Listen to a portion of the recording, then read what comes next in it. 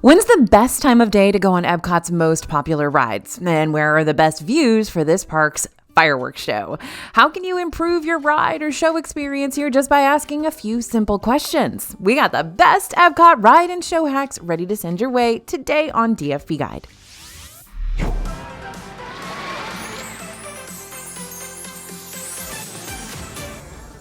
Hey everybody, it's AJ for Disney Food Blog. Now, I know why you're here. No need to drag things out more than we need to. You're ready to learn the greatest secrets and tips and tricks and hacks behind all of Epcot's rides and shows too. We threw shows into this video as an added bonus since Epcot doesn't have a ton of rides like Magic Kingdom has, so yay for extra content. And since Epcot is such a massive park, we're not only going to help you with the ride and show hacks, we're also going to track down where each of these rides and shows is located thanks to our handy dandy Epcot map. We're going to do quite a bit of jumping between lands today, so buckle up.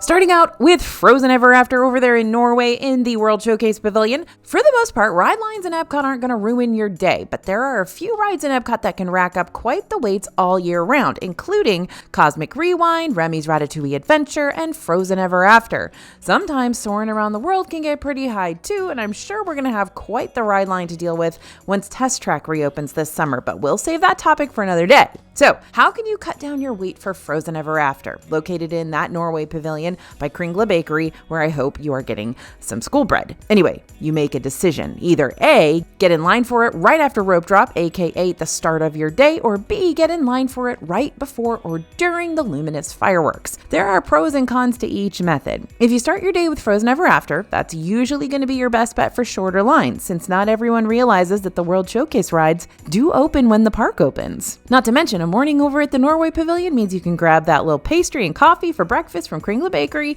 when you're in the area. That being said, morning is also prime time to get in line for all the other top tier rides, like Cosmic and Remy's. So you really have to decide if Frozen Ever After is your priority ride to start off your day with if you have little Annas and Elsas and Olafs with you. But if you decide to wait to ride Frozen Ever After in the evening, lines will go down, sure, but you might also be missing out on the nighttime spectacular, those fireworks. There's also a big gamble when it comes to waiting to ride a certain ride until the last hour or so of the day, because if something were to happen to Frozen Ever After, like technical difficulties for instance, Epcot would close down the ride for the rest of the night, meaning guests wouldn't be able to access it until the next day. And if you don't have a park hopper ticket for the next day, or just weren't planning on going back to Epcot, then you might have to wave that little white flag of defeat, which is a super bummer way to wrap up your Epcot day. Then again, a nighttime ride on Frozen means pre-gaming the line by getting a Kringla Bakery Ogg Cafe treat.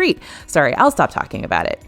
But the ride hack here is to actually prioritize Kringla Bakery above all else, apparently, because that place is thebomb.com. By the way, my friends, I know that many of y'all out there have a key goal of riding everything that Disney World has to offer during your vacation. Same. So if you need a little helping hand and Jiminy Cricket-like guide, I am very Cricket-like, to give you a jump start to accomplishing just that, go ahead and scan the QR code you see on the screen and pick up your free How to Ride Everything at Disney World guide. Or if you're watching this from your phone, head to disneyfoodblog.com/DisneyRides after this, and we're going to send that guide straight to your email really quickly. Now, we've been talking a lot about fireworks. Let's really talk about fireworks. We're on to Luminous, the Symphony of Us.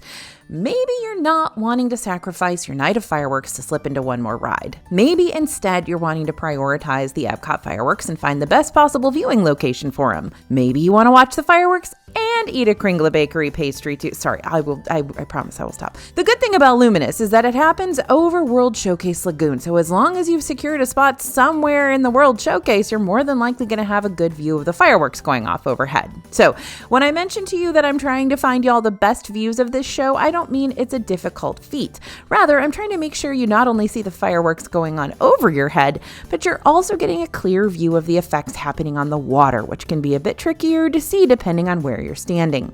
Some of the best spots to watch the fireworks include the bridge by the Mexico Pavilion, right outside the Norway Pavilion, standing near the Rose and Crown Pub in the UK Pavilion, right outside the Germany Pavilion. You might even be able to secure a bench here if you stake out your spot early enough. Same with Rose and Crown, they have that whole seating area over there too. That's not part of the restaurant, by the way. And probably the best free spot of them all, the center of World Showcase Plaza between Disney Traders and Port of Entry. Now, remember, sometimes they use that as a private viewing location ocean, so they block it off. So you got to have a plan B on that one. Now, if you're cool with paying extra for good show views and a full meal to go along with it, one of Epcot's fireworks dining packages might be more in your wheelhouse. Epcot's got 2 fireworks dining packages, one for Rose and Crown, the other for Spice Road Table in the Morocco Pavilion. During these experiences, you'll get a full meal, priority outdoor seating with a superb view of the show, and memories. Lots of memories. We like those, and sometimes they're worth paying for. Now, Rose and Crown in the UK Pavilion will be your pricier fireworks dining option of the 2, starting at $92 per adult, while Spice Road will put you back $81. But I gotta say, sometimes it's worth paying to not have the anxiety of trying to find a great spot to watch the fireworks. I hate anxiety. I can't deal with anxiety when I'm on vacation, so sometimes I will get the fireworks dining package. Turtle Talk with Crush. We never talk about this on this channel, so here we go. Turtle Talk with Crush is inside the Seas Pavilion over in the World Nature area of Epcot. This improvisation show is completely dependent on audience participation, and that means things can get real funny, especially when the little kids in the crowd start asking some really big brain scratchers for Crush. Being put on the spot to ask a question can be a bit intimidating, even if you're asking a question to one of the most chill sea turtles in the EAC, but it's also really cool to be called on. So if you want to prep some questions to ask Crush before the show, just so you've got some already lined up, here's some fodder that you can use. Now, this is super helpful if you have a kid who's maybe a little bit shy, but still would love to talk to Crush. What's the most epic or gnarly wave you've ever ridden? What's your favorite way to chill at the end of a long day in the big old blue? Where's your favorite spot to hang out in the ocean? What's the best advice you've ever gotten from a fellow sea creature? And what's the most interesting thing you've seen in the ocean lately? Speaking of questions, here's a big question you're probably itching to find out the answer to. How do you get called on for this show? Do you raise your hand? Is it all predetermined? Do you wear a super colorful shell? Is it for little dudes only? Nope, everything's completely at random, though kiddos might have a better chance of being called on when they sit up super close to the front and wear those bright shells. As for the adults, Crush has an easier time calling on folks who are wearing something vibrant so that he can easily direct cast members over their direction during the show. So if you have, for instance, a neon green shirt or a very twisty handlebar mustache or maybe even some face paint from the Africa Pavilion, your chances of being called on could skyrocket. The American Adventure Show. I have spent many air-conditioned hours in here watching this show with my dad. Was big on history like I am. Now, this one certainly doesn't get enough love, but that might be because it takes up a good chunk of time to experience and you only have so much time in Epcot, right? Right. Okay. So the American Adventure Show highlights crucial scenes from American history using audio animatronic technology. It also happens to be 30 minutes long. While this show happens multiple times throughout the day, I'd prioritize going here for one of the afternoon showings, like between 2 and 4. That way you can slip inside the AC, and when the ride lines are getting longer and the heat is getting more intense and that afternoon slump is starting to hit your family, this is a good place to just take a rest. Make sure to arrive at the theater early though, because there are things to do inside this building before the main show begins, like checking out the American Heritage Gallery and hearing the Voices of Liberty perform a cappella pieces in the rotunda. Okay, here's the tea on what's going down at Guardians of the Galaxy Cosmic Rewind lately. On February 25th, 2025, both Tiana's Bayou Adventure in Magic Kingdom and Cosmic Rewind got rid of their virtual queues, and that means you can now access the standby line for either of these without having to save your spot in line via the app. With Tiana's Bayou Adventure, you can start getting in line for that log flume starting at rope drop, but no earlier than that since it does not open during early theme park entry. Just to catch you up to speed in case you're unfamiliar with ETPE, all Disney Hotel guests, including a few Good Neighbor Hotel guests too, will have a 30-minute head start for every Disney World park every morning. The catch is that not every Disney ride is always open during that 30-minute time frame, but Cosmic Rewind does open during early theme park entry, which is a huge deal since this will be the ride that'll garner the longest waits of your Epcot day. So the sooner you can get in line for it to get ahead of everyone else, the better off you'll be. And if you're staying at a deluxe Disney World resort this next trip, you'll also have the extra extended evening hours perk, lucky you, which gives you 2 more hours inside select parks on certain evenings after they close for everyone else. There's usually like 1 or 2 of these a week, meaning more chances to ride rides with minimum wait times. You can check to see which parks are offering extended evening hours during your visit over on Disney World's Park Hours and Events calendar online. Also, keep in mind that Cosmic Rewind does have single passes available for purchase if you'd rather pay to bypass the thick of the main queue altogether. The price for Cosmic Rewind single passes typically costs around $14 to $18 per person. One of the best parts about Cosmic Rewind is that rockin' 80s soundtrack too, and there are 6 potential songs you can get. It's random every single time you go. Only, and I mean the only way you can potentially guarantee at least one particular song to happen during your next ride through is by booking an Epcot visit on September 21st. Feels random, right? But I swear it's not. Last year and the year before, Epcot played Earth, Wind & Fire's September song all day long on September 21st, in honor of that one line from the song. Since Cosmic Rewind dropped their virtual queues, does that mean we're not going to have to worry about Epcot virtual queues for the rest of 2025? Highly unlikely, because when Test Track reopens later this summer, after it's done getting its major facelift and reimagining, it'll probably, keyword there, be using a virtual queue system for at least a little while to handle that initial ride demand. The virtual queue concept is pretty easy at first glance. You open the My Disney Experience app, you find the Join Virtual Queue button on the home screen, and when the clock strikes 7 a.m. or 1 p.m., you press the button to join the queue. But the downside of the virtual queues is how quickly they fill up, even seconds after launching. So if you want to help guarantee your ride on Test Track while using Disney's free virtual queue service, if they offer one in the future, here are some hacks we've used that helped us out a whole lot in the past. Major disclaimer though, there's always the possibility the virtual queues will change the way they operate before Test Track goes live, so it's a very good idea to research virtual queues closer to the time that this ride's slated to reopen, so you can make sure you're updated on how they work going forward. So here's how virtual queues work right now. Hack number 1, confirm your party before the queue drop. Beginning at 6 a.m., you can tap into the virtual queue and set your party so that you have fewer steps when boarding groups become available. This can be the difference between getting one and not getting one, because some of these do sell out in seconds. Just tap on the Join Virtual Queue anytime after 6 a.m. and follow the instructions to confirm your group before the clock strikes 7. Hack number 2, use extended evening hours. In the past, the virtual queue for Cosmic Rewind offered up a third virtual queue opportunity for extended evening hours guests. So if you're going to be using the EEH during your Epcot visit, you might have another chance to join a future Test Track queue starting at 6 p.m. Remember, extended evening hours are just for deluxe resort guests. Hack number 3, turn off Wi-Fi. Sometimes Disney's Wi-Fi can turn against you right when they need it the most, especially if a whole bunch of other guests are logging into the My Disney Experience app at the exact same second, doing the exact same thing you're trying to do. You might be better off using your cell phone's data if you know it's going to be faster for just long enough to secure that virtual queue spot. And if all else fails, Test Track will more than likely have a lightning lane option that you can select if you'd rather just pay to skip the virtual queue hassle altogether. Before its extended closure, you could pick up a lightning lane for Test Track with a multi-pass purchase, but we'll let you know if that's still going to be the case once we're closer to opening date. Let's head over to the France Pavilion and go to the Beauty and the Beast sing-along. Now, it's way back inside the France Pavilion, and this show is kind of like a tamer version of Dr. Jekyll and Mr. Hyde. Stick with me. For the majority of the day, you're going to be able to sing along with Belle and Beast and the rest of the Enchanted Castle gang inside Palais du Cinéma. But at the very beginning of the day, between 9 and 9:30 a.m., as well as the very end of the night, between 7 and 8:45 p.m., Beauty and the Beast hides away and Impressions de France takes over the scene to show you an 18-minute film all about France's culture and travel and traditions.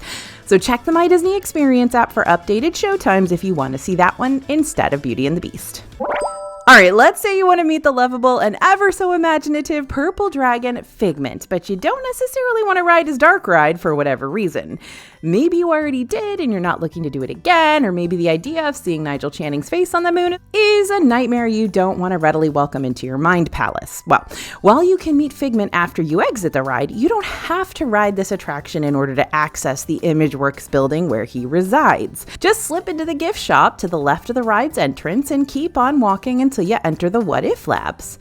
Often, Figment stops meeting guests around 3:45 p.m., though times are subject to change, so just keep an eye on your My Disney Experience app to keep from missing out. Oh, and another little extra tidbit of info for you. Journey into Imagination with Figment is one of those rare Epcot rides that doesn't open during early theme park entry. Not that you needed to prioritize this ride during that time anyway, since it's typically a walk-on, but still good to know regardless, especially all you Figgy fans out there. Extra tidbit of advice: the best time to ride Journey Journey into Imagination with Figment is during the holidays, because that's when good old Figgy Pudding wears his cute little holiday sweater. We love it! So there are 2 Circle Vision shows hanging out inside the World Showcase, Canada Far and Wide and Reflections of China. Both give you a 360-degree view as you explore the country during the show. These are also standing theaters, so instead of seats, you'll be offered railings to hold onto to keep you stabilized if you need them. Now, because of that widescreen angle, these Circle Visions can give you a sensation that's similar to riding on Soarin. So for those who get queasy from screen-based rides really easily, these shows may not be the ones you want to prioritize. That being said, even though this is a standing show, you're more than welcome to sit on the floor and stare at a far corner of the room if you need to reorient yourself to keep the motion sickness at bay. Oh, we've made it to my favorite. Okay, Living with the Land is a ride I would willingly ride any time of the day, the year, the century, whenever, over and over again. But the best time to ride it is when there's a festival going on, since the greenhouses will be redecorated to reflect whatever festival is happening during that time. For example, during Flower and Garden Festival this year, the edible flower garden incorporated decorations and floral arrangements inspired by Disney princesses. And during this past Festival of the Holidays, of course, we got to see the return of the glimmering greenhouses, which features thousands of lights and familiar holiday bits and baubles like sandmen surrounded by presents, giant ornaments, and colorful pebbles in the sand. We absolutely love glimmering greenhouses, so if you are able to ride Living with the Land during the holiday season, I highly recommend it. So it's really truly difficult to mess up a visit to the Disney and Pixar Short Film Fest. So instead of telling you what you need to do here, I'm going to tell you what you need to avoid. And what you need to avoid is legitimately using a lightning lane for this show. Let me back up. If you purchase MultiPass before your Epcot visit, you'll have 10 ride and show options in Epcot that you could potentially snag lightning lanes for. And these lightning lanes will help you bypass ride and show lines, plus give you priority show seating. You can purchase MultiPass as well as pre-select your first 3 lightning lanes, either 7 days before your check-in to your Disney hotel or 3 days before you visit if you'll be staying at a non-Disney hotel or not staying at any hotel during your trip. Epcot's lightning lanes are broken up into 2 categories. You can pre-select one lightning lane from Category 1, which includes rides like Frozen Ever After, Remy's Ratatouille Adventure, and Soarin' Around the World, like the big ones, right? And you can pre-select 2 or all 3 lightning lanes from Category 2. This category includes the following shows and rides: Disney and Pixar Short Film Festival, Journey into Imagination with Figment, Living with the Land, Mission Space, The Seas with Nemo and Friends, Spaceship Earth, and Turtle Talk with Crush. Now, to be so completely transparent with you, you are not going to need a lightning lane for any of these rides and shows unless you visit during a peak season time like spring break or around the holidays. But here's a cool little trick you can try if you want to attempt to transform your second tier lightning lane into an extra tier 1 option. The only times that MultiPass lightning lanes show up as 2 different tiers will be before your visit, but on the day of your visit, tiers disappear completely. So if I, for instance, pre-select the Film Fest lightning lane option because it has a return time of 9 a.m. to 10 a.m., I can use this lightning lane first thing during my Epcot day and immediately have the ability to snag a new lightning lane before I even make it into the show building. That means on top of whatever tier 1 option I had selected before, I can get another top tier option to add to my lightning lane docket, subject to availability. Play your cards right and you just might get all 3 top tier lightning lanes at the start of your morning. So if you're a DFB frequenter, then you already know my mixed feelings toward Mission Space. I mean, when a ride has free barf bag souvenirs, it's not a great sign for those of us prone to motion sickness, or even those not prone to motion sickness, but who still feel extremely lightheaded after those extreme G-force spins. It'll catch even the strongest of stomachs off guard, trust me. But let's set the extreme spin warning off to the side for a moment and talk about the other aspects of the ride, the fun ones. So before you board your ship, you'll be assigned one of 4 roles, similar to how Millennium Falcon Smuggler's Run works in Hollywood Studios. Here's how that'll look during the Orange mission. The navigator will fire the thrusters for lunar orbit insertion and for descent to the surface of Mars. The pilot will trigger the second stage rocket and deploy shields. The commander is responsible for first stage separation and activating manual control for landing. And the engineer will activate hypersleep and extend the wings for landing. So here's how things work differently than they do on Smuggler's Run. On Smugglers, each ship has 2 people assigned per role, but on Mission Space, you'll be the only person taking on your assigned position. But don't feel as if the weight of the world is being placed on your shoulders now. Unlike smugglers, your role really doesn't play a huge part in the overall ride. You'll be instructed to press 2 buttons at different times, but even if you fail to do that, this isn't going to affect how the ride plays out.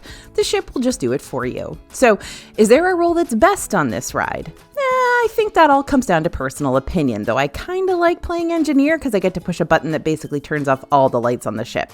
If you want to try mission space, but you're super nervous about those G-force accelerations, choose the green mission instead. When you first enter into the building, the green mission, aka the less intense one with no spinning, will be located on your left, and the orange mission with all the G-force spins will be located on your right. So Journey of Water, inspired by Moana, technically isn't a ride or a show, but I still want an excuse to talk about it because it's just so fun. This walkthrough experience gives you the chance to play with interactive water features, hunt down hidden Moana characters in the rockwork, learn all about the natural water cycle, who doesn't want to do that, and take some epic pictures. This spot is right out of a postcard during the day. You've got a clear view of all the water features and hidden details under the sun. Plus, that splashing water is a great and easy way to cool down in the summer, or just whenever it's hot in Florida, which is, like most of the time. However, don't just come here during the day and miss out on seeing Journey of Water all lit up at night. The colors are exquisite post-sunset, bright pops of purples, greens, pinks, blues, and yellows against a black backdrop while Spaceship Earth illuminates off in the distance. It is stunning. Oh, and an extra tidbit of advice for you. You can also see the luminous fireworks from this walkthrough's pathways too. Now, what to wear when you're taking pictures inside Journey of Water? Well, you're going to want an outfit that's A, very unique, and B, dries really easily, which is why I want to direct your attention to the dfbstore.com and show off our Epcot Vintage Stamps tee.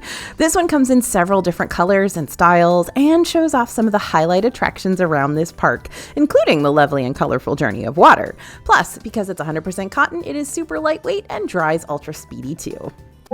Okay, stay with me on this one. If you'd rather hit up Remy's Ratatouille Adventure over in the France Pavilion during your early theme park entry time, but you're not staying as a guest at one of the Skyliner resorts, then you might want to park at Hollywood Studios to start off your Epcot day instead. I know, this sounds like a wild and risky plan, but here's my thought process. If you wake up early and drive or take a bus over to Hollywood Studios, you can use the Hollywood Studios Skyliner station to quickly transfer over to Epcot. After switching cabins at the Caribbean Beach Skyliner station, the Skyliner will take you right on up to Epcot's International Gateway, which is at the backside of the park, right next to the France Pavilion. That way, when the park officially opens for early entry guests, you can make your way over to Remy's and then grab some breakfast at Les Halles right after for the perfect morning at Epcot done right.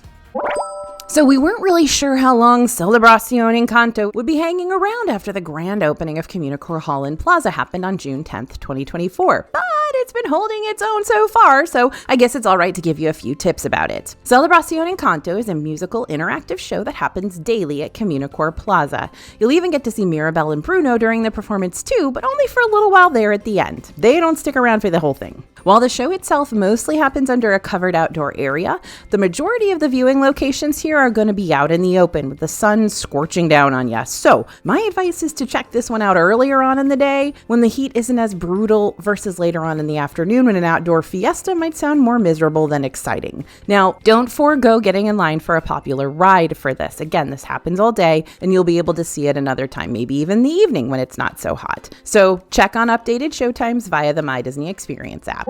The three caballeros might have the stars to guide them, but who's gonna guide you to the best seats on this little easygoing boat ride? Me! I shall guide you. Tally-ho, everyone. There aren't bad seats on Grand Fiesta Tour. Each one's gonna give you a nice view of the screens and props of this ride as you float on past, and the views on this ride are even better as of late thanks to Disney's recent refurbishments. Thank you, Imagineers. When Grand Fiesta Tour reopened on March 15th after an extended hiatus, it was brought back better than ever, with all projections switched to digital screens, a completely new sound system with new speakers and a new sound design for the first time, and original audio tracks from when the ride switched over to Grand Fiesta Tour in 2007, meaning you can once again hear the fireworks exploding in the finale and the birds chirping in the queue. But if you want to see the pièce de résistance of this ride, the birds of a feather themselves, performing up on stage during the ride's final show scene, then sit on the left side of the boat. The left side's going to be the closest side to the animatronics, meaning you're not going to have any heads potentially blocking blocking your view or your photos. Also, just a quick reminder, if you picked up a La Cava del Tequila margarita from the bar's to-go window before you ride, you cannot take that on the ride with you. So make sure you finish up your drink before you jump in line. Don't be like me chugging your margarita before you get on the ride. And since we're on the subject of well-loved Epcot rides that have received recent much-needed updates, let's talk about Soarin' Around the World next. If you've ridden Soarin' since its Around the World update, which took place back in 2016, then you've likely noticed that during that Paris scene, the Eiffel Tower would curve heavily to one side if you were sitting in Concourse A or Concourse C, making you feel like maybe you hit the drinking around the world a little too hard and needed to lay off for a bit. However, if you were sitting more towards the middle of things, Concourse B, the Eiffel Tower still looked fairly normal and not nearly as Leaning Tower of Pisa-like. By the end of last year, however, Disney finally acknowledged our pleas for Eiffel Tower justice and updated the footage to show a non-cattywampus version of the Paris icon. Not only that, but Epcot also updated the final scene of this ride as well to reflect Epcot in its current transformed state, complete with the updated entryway fountain and World Showcase gardens. So, does that mean the best seat on Soarin' has changed since the update? No, even with the updates, the best seats on Soarin' continue to be the ones located in row 1 and 2, Concourse B, just because you're still in the center of things. And if you sit in row 1, you don't have feet dangling above you, which you still have in rows 2 and 3. Not saying you won't still have a fun ride through with rows 2 and 3, you'll just have fewer shoes to look past and a more immersive experience if you're seated in row 1. So, how can you improve your chances of getting that prime B1 Soarin' seating? Simple, just ask. When you're getting ready to be sorted into a specific row, ask the cast member giving directions if it's possible for you to hang back and wait for a row 1 seat. Cast members will try their best to help make this happen, but keep in mind that requests don't automatically mean guarantees. Seating depends on several factors like party size and overall availability and how busy the ride is when you're in line for it. But if you get the big green light of approval, then good for you. You're going to have the best seat in the Soarin' house. So we met Crush over at Turtle Talk earlier, but let's head back to the Seas Pavilion and say hello to Crush for a second time, as well as hang out with the rest of the Finding Nemo gang too.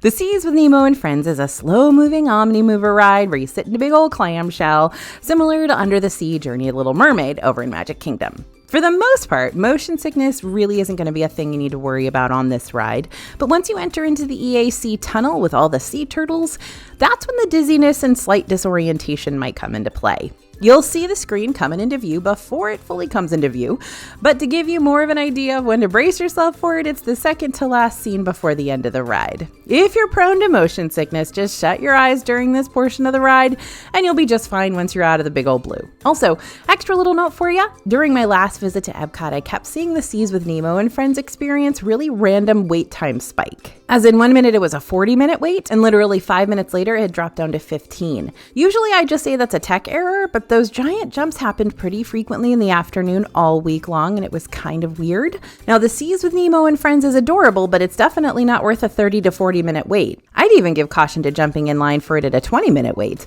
Check your My Disney Experience app and keep an eye out for when the wait times drop back down for this one if you're seeing a similar ride line spike pattern. 99% of the time, Nemo's going to drop back down to a much more reasonable, like 10 to 15-minute wait, and may even be a walk-on toward the end of the day.